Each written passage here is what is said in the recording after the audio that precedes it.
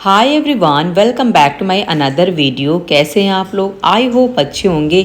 और यहाँ पे मेरे मॉर्निंग की शुरुआत हो चुकी है और मैं उठी थी सुबह 4:30 पे। और उठने के बाद मैं आ गई थी अपनी स्टडी करने के लिए। और जैसे कि बहुत सारे लोग अपनी सरकारी नौकरी की तैयारी के लिए लगे हुए हैं, अपनी तैयारी कर रहे हैं, सेम ऐसे ही मैं भी एक सरकारी नौकरी की तैयारी में लगी हुई हूँ। और मैं भी मेहनत करती हूँ, सुबह उठती हूँ, जब भी मुझे टाइम मिलता है तब मैं पढ़ाई करती हूँ। और इसी तरह से ना मेरे जैसे बहुत सारे एस्पिरेंट ऐसे हैं जो एक सरकारी नौकरी की चाहत रखने के लिए ना और उसको पाने के लिए दिन रात मेहनत कर रहे हैं। और देखिए, हम में से बहुत सारे ऐसे एस्पिरेंट होते हैं जो ना अभी अभी शुरुआत कर रहे होते हैं, कंपटीशन की दुनिया में अभी अभी कदम रख रहे होते हैं। लेकिन बहुत सारे लोग ऐसे होते हैं जो कितने सालों से अपनी तैयारी में लगे हुए होते हैं, लेकिन सफलता ना उन्हें अभी भी नहीं मिली हुई होती है।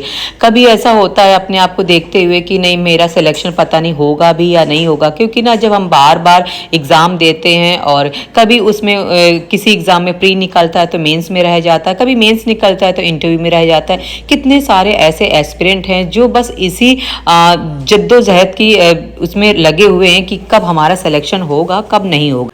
और देखो, कई बार तो ऐसा होता है ना कि हम एक सरकारी नौकरी की तैयारी करते करते ना हमारी जो एज होती है ना वो भी ओवर हो चुकी होती है। क्योंकि देखो, अब सरकार भी ना हर समय क्या कर रही है, हर एक डिपार्टमेंट की वैकेंसी में वो ना एज का जो क्राइटेरिया है ना वो कम ही करती चली जा रही है। जो मैक्सिमम जो एज लिमिट है ना वो 30 ही मान के चलिए। इस समय जो हाल है, पहली बात तो वैकेंसी नहीं आ रही है और आ भी रही है तो उसमें जो एज को लेके है ना मैटर, वो भी बहुत ज़्यादा फंस रहा है। क्योंकि देखो, आप ना किसी भी एग्ज़ाम की आप बात ले लो, जैसे कि मैं एक टीचिंग की बात कर लेती हूँ, सिविल की बात कर, किसी की भी आप अगर बात ले लो ना, तो टीचिंग में भी देखिए अभी जो वैकेंसीज आई हुई है ना, किसी में 30 मैक्सिमम है, किसी में 35 है, टीजीटी पीजीटी वगैरह। ऐसे देखो कितने की एज जो है ना, और देखो कितने सालों से आप वैकेंसी नहीं निकालते हो, सरकार जो है वैकेंसी नहीं देती है, और देती है 2 4 5 साल बाद जब आती है वैकेंसी तो उसमें ना एज का जो क्राइटेरिया है वो भी लिमिट में कर देती है। तो सोचिए एस्पिरेंट के दिल में क्या गुजरती है जब वो उसे ना वैकेंसी आती है लेकिन उसमें बैठने का मौका तक नहीं मिलता है। कितने सारे अभी ऐसे एग्जाम आए हैं, DSSB के ले लीजिए, उसमें मैक्सिमम जो एज लिमिट है वो 30 ही रखी हुई है।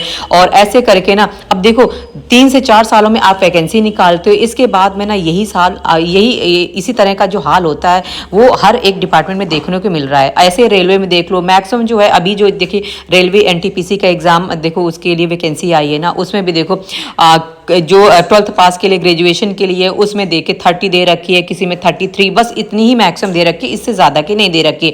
अब आप खुद समझिए कि इस समय जो लोग पहले बात तो सरकारी नौकरी की जो तैयारी कर रहे हैं उसमें ये भी होता है कि पता नहीं हम पास होंगे कि फेल होंगे, इस चीज़ का भी डर होता है। और अगर कंटिन्यूअस वैकेंसी आ भी रही है ना तो भी उनकी जो प्रैक्टिस है, उनका जो तैयारी है ना वो लगातार बनी हुई होती है। ऐसे में क्या होता है, इस साल आगे पता चल रहा है कि आगे 2 4 साल बाद वैकेंसी आ रही है, उस टाइम पे तो देखो 3 4 साल 5 साल ना लगातार इंसान कोई भी तैयारी नहीं करता है। और जब किसी भी वैकेंसी का पैटर्न हमें पता होता है कि हर साल वैकेंसी आ रही है ना, तो उसमें देखो ना तैयारी फुल रहती है।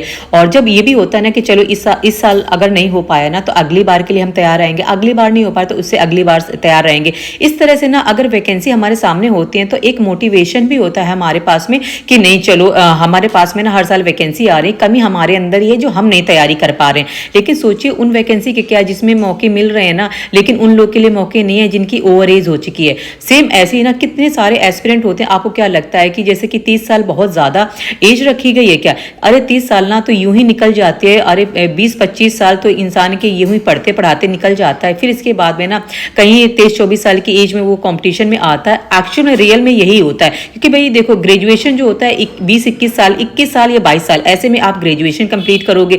देन इसके बाद में आप कोई भी फॉर्म के लिए ना तैयारी करोगे, 1 से 2 साल उसका फाउंडेशन तैयार करने में लग जाता है। फिर इसके बाद पता चलता है कि वैकेंसी नहीं है। फिर जब वैकेंसी आती है ना तब आपकी एज कब 27 28 साल या 30 साल हो जाती है ना, आपको पता ही नहीं चलता। फिर सोचिए आगे इसके लिए आगे और क्या करने वाली बात हो जाती है। फिर तो यही लगता है ना कि इससे अच्छा हम कंपटीशन में आते ही ना किसी और प्राइवेट फील्ड में अप्लाई करते ना, तो शायद अब तक बहुत सारी चीजें ना हमारे हाथ में होती, हमारे फेवर में होती। सो इसीलिए मेरा अपना ये मानना है कि तैयारी करते रहो, लेकिन साथ में ना एक प्लान बी ऑप्शन भी अपने पास रखो, ताकि ना एक ज़िंदगी जीने के लिए कुछ तो अर्निंग का सोर्स होना चाहिए, कुछ तो आप अप्लाई कर सको जिसमें ना आपको ये ना रहे कि नहीं हमने तो सरकारी नौकरी के चक्कर में ही पूरी अपनी ज़िंदगी बिता दी। और देखो ये देखो लड़कियों की बात के लिए थोड़ा सा ये अलग मैटर हो जाता है, क्योंकि ना गर्ल्स मोस्टली क्या होती है कि ना उनके लिए देखो एक ये अदर ऑप्शन होता है, क्योंकि उनको अपने सपने पूरे करने होते हैं, लेकिन कहीं ना कहीं वो सेक्रीफाइस भी कर देती है अपने सपनों को पूरा करने के लिए, अपने घर परिवार के लिए। ठीक है, तो लेकिन जैसे कि बॉयज़ हो गए, बॉयज़ के लिए तो ये भाई कंपलसरी है कि उनके लिए ना तो एक प्लान बी जो ऑप्शन है वो तो हमेशा चूज करके ही रखना चाहिए। और मेरा अपना मानना है इंडिपेंडेंट तो आप कोई भी हो, चाहे आप लड़की हो चाहे आप लड़का हो, इंडिपेंडेंट तो हमेशा होना ही होना चाहिए। और आप अपनी तैयारी को 3-4 साल जो भी देना चाहते हो, मैक्सिमम 5 साल बस, इसके बाद में ना फिर प्लान बी का ऑप्शन आप ज़रूर रखो, क्योंकि ना देखो 30 साल तो वैसे ही निकल जाते हैं, बचे आपके 30-35 साल, उस 30-35 साल में भी यही कुछ अगर नहीं कर पाएंगे ना तो लाइफ यूं ही बेकार चली जाएगी और लाइफ में कुछ भी अचीव नहीं होगा। इससे अच्छा है कि प्लान बी को भी आप एग्जीक्यूट रखो, जो भी आपकी स्किल्स हैं, जो भी आपके अंदर इम्प्रूवमेंट है उसको और अच्छे से देखो, जांचो, परखो।